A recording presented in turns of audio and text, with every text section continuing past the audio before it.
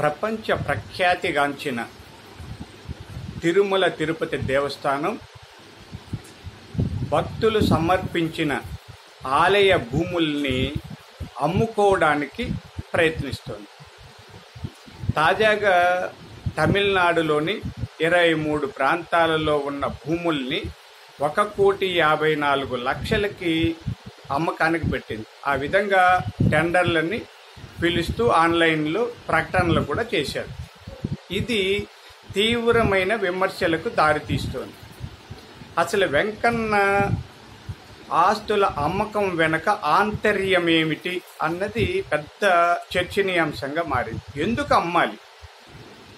ఎవరమైనా స్థిరాస్తుల్ని అమ్మాలనుకుంటే 2-3 సందర్భాలలోనే అమ్ముతాం. వ్యక్తి అయినా, సంస్థ అయినా, వ్యవస్థ అయినా దివాలా తీసినప్పుడు, లేదా ప్రత్యామ్నాయంగా ఆస్తులు సమకూర్చుకునేటప్పుడు. ఇప్పుడు టీటీడీకి ప్రత్యామ్నాయంగా ఆస్తులు సమకూర్చుకోవాల్సిన అవసరం లేదు, ఆ పరిస్థితులు లేదు. పోనీ దివాలా తీసిందా? లేదు. వేల కోట్ల నిధులు బ్యాంకుల్లో డిపాజిట్ల రూపంలో ఉన్నాయి, బంగారు నిల్వలు ఉన్నాయి. దాదాపుగా అదొక చిన్న దేశం లాగా ఉంది. ఈ దశలో ఆ చిన్న చిన్న భూముల్ని ఎందుకు అమ్ముకోవాలి?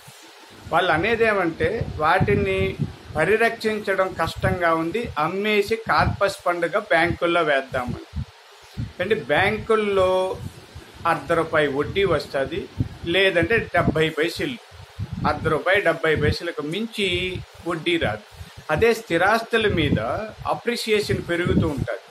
ఎంత పనికిరాని భూమి అయినా కనీసం 18% తగ్గకుండా వస్తుంది. అంటే ₹1.5 వడ్డీ వస్తుంది. అంటే ఇక్కడ బ్యాంకుల్లో వేయడానికంటే రెట్టింపు వడ్డీ వస్తుంది. ఒక్కొక్కసారి అది ఇంకా విపరీతంగా కూడా పెరగచ్చు. అలాంటి భూముల్ని అమ్మేసి బ్యాంకుల్లో వేయాలనుకోవడం తప్పు.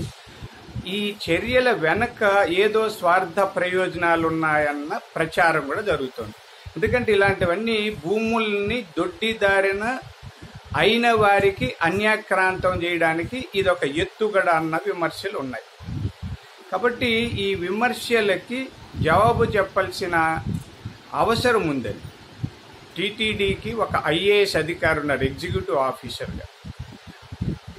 ఆయన అలాగే పాలక మండలి కూడా ఈ సమస్యలకి పరిష్కారమా, లేకపోతే దీని వెనక ఏదైనా ఆంతర్యాలు ఉన్నాయా అని స్పష్టీకరించాల్సిన అవసరం ఉంది. ఇది ఇలా ఉందాం. అసలు భక్తులు మీకు ఆస్తులు ఎందుకు ఇచ్చారండి? అమ్ముకోవడానిక? భక్తులు ఇచ్చేటప్పుడే చెప్తారు, ఈ భూముల్ని దేవుడికి ఇస్తున్నాం, ఇది ఎవరు అమ్మకూడదని. ఇటీవలనే ఒక 15 కోట్ల భూమి ఇచ్చారండి చెన్నైకి చెందిన వ్యక్తి. అతను ఇదే రాసి ఇచ్చారు, ఈ భూముల్ని అమ్మకూడదు, ఇది మేము ఇస్తున్నాము, దేవుడి ఆస్తిగానే ఇది ఉండాలి అని ఇచ్చారు. అంటే మీకు ఇచ్చే దాన ధర్మాలు విక్రయాల కోసం కాదండి, అవి దేవుడి ఆస్తిగా ఉండడం కోసం భక్తులు ఇచ్చిన సంపదను అమ్ముకునే అధికారం మీకు ఎవరిచ్చారు? ఇవన్నీ చూస్తే డొంక తిరుగుడుగా ఉంది వ్యవహారం. కాబట్టి ప్రజల్లో తీవ్రమైన విమర్శలు వస్తున్నాయి. ఇది ఒకవైపు ఉంటే సెంటిమెంట్స్ కూడా ఆలోచిద్దాం. చాలామంది దేవుడి భూములు అన్యాక్రాంతం చేసిన వాళ్ళు, అలాగే 7 కొండల వాడిని అడ్డు పెట్టుకొని అవినీతితో సంపాదించిన వాళ్ళందరూ చాలా కష్టపడ్డారండి. ఆఖరు దశలో చాలా ఇబ్బందులు పడి రోగిష్ఠులయ్యి పక్షవాతాలు వచ్చి చనిపోయిన వాళ్ళు కూడా ఉన్నారు, పిచ్చి వాళ్ళు అయిన వాళ్ళు కూడా ఉన్నారు. ఇది సెంటిమెంట్ అండి. వెంకటేశ్వర స్వామి సొమ్ము తిన్న వాళ్ళు, సొమ్మును అన్యాక్రాంతం చేసిన వాళ్ళని, ఆ సొమ్ముని స్వార్థానికి వాడుకున్న ఎవరు ఇంతవరకు బాగుపడలేదు, ఆ కుటుంబాలు కూడా బాగుపడలేదన్న సెంటిమెంట్లు ఉన్నాయి. సెంటిమెంట్లు, మనోభావాలు, చట్టాలు, సామాజిక పరిస్థితులు, ఆర్థిక నిపుణులు చెప్పే మాటలు, ఇవి అన్నీ పరిశీలిస్తే ఏ విధంగా కూడా టీటీడీ భూములు అమ్ముకోవడం మంచిది కాదు అంటున్నారు.